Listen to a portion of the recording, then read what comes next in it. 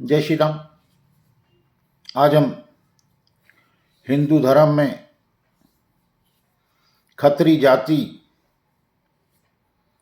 में आने वाले कोचर वंश के बारे में बात करेंगे। इनको कहीं कहीं कोच्छर भी बोला जाता है और कहीं कहीं कोचर भी बोला जाता है।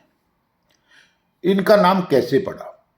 याद रखें, हमारे जितने भी सरनेम हैं उनके पीछे कोई वैज्ञानिक आधार तो नहीं है, लेकिन कोई ना कोई कार्य, व्यवसाय, गली मोहल्ला या गांव के नाम से ये सरनेम उत्पन्न हुए हैं। इसी प्रकार जो सूर्यवंशी कवच बनाने का कार्य करते थे,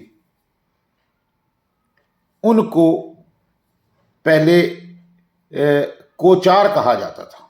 कवच बनाने वालों को पहले कोचार कहा जाता था, उसके बाद वो कोचर हो गए और कहीं कहीं ये कोचर कहे जाने लगे।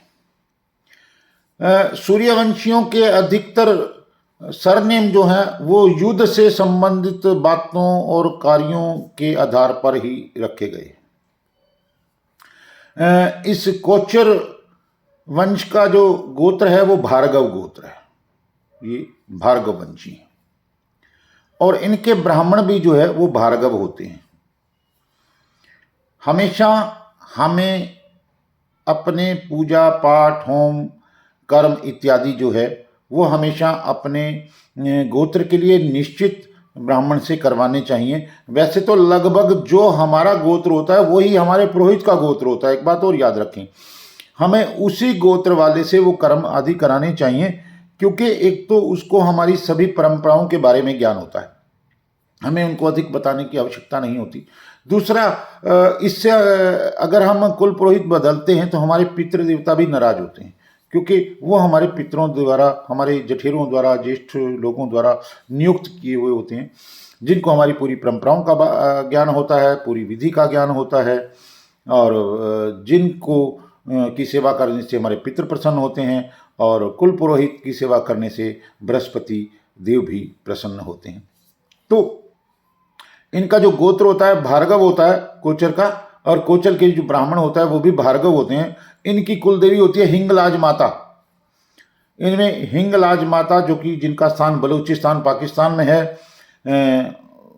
वो इनकी कुल देवी हैं। और जहाँ जहाँ भी कुल देवियों के इसके हिंगलाज माता के मंदिर हैं, आप को वहाँ जाना चाहिए और अपनी कुल देवी के दर्शन करने चाहिए, उनकी पूजा अर्चना करनी चाहिए। कि कुल देवी का हमारे जीवन में बहुत भारी महत्व है, क्योंकि हमारी जितनी भी पूजा अर्चना होती है उसको कुल देवी ही हमेशा आगे पहुंचाती है, आगे देवी देवताओं को पहुंचाती हैं। वे किस्म का हमारे मीडिएटर के रूप में कार्य करते हैं।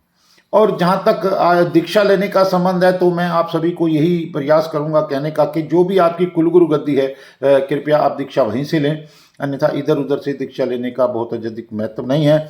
और इसी सिलसिले में लोग धोखा भी खा रहे हैं कि भांति भांति प्रकार के कथित संतों के चंगुल में फंस जाते हैं। इसलिए हमेशा अपनी कुलगुरु गद्दियों से ही दीक्षित हों, ताकि आपके समाज का, आपके परिवार का, आपकी संस्कृति का भला हो, आपके परिवार का उत्थान हो और आप लोग सही दिशा में जाएं।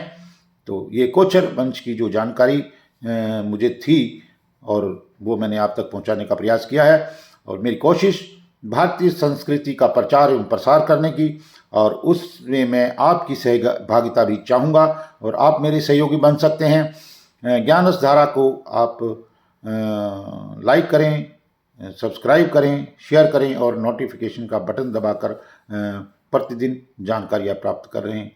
जय श्री राम, जय जय सीताराम, जय जय हनुमान।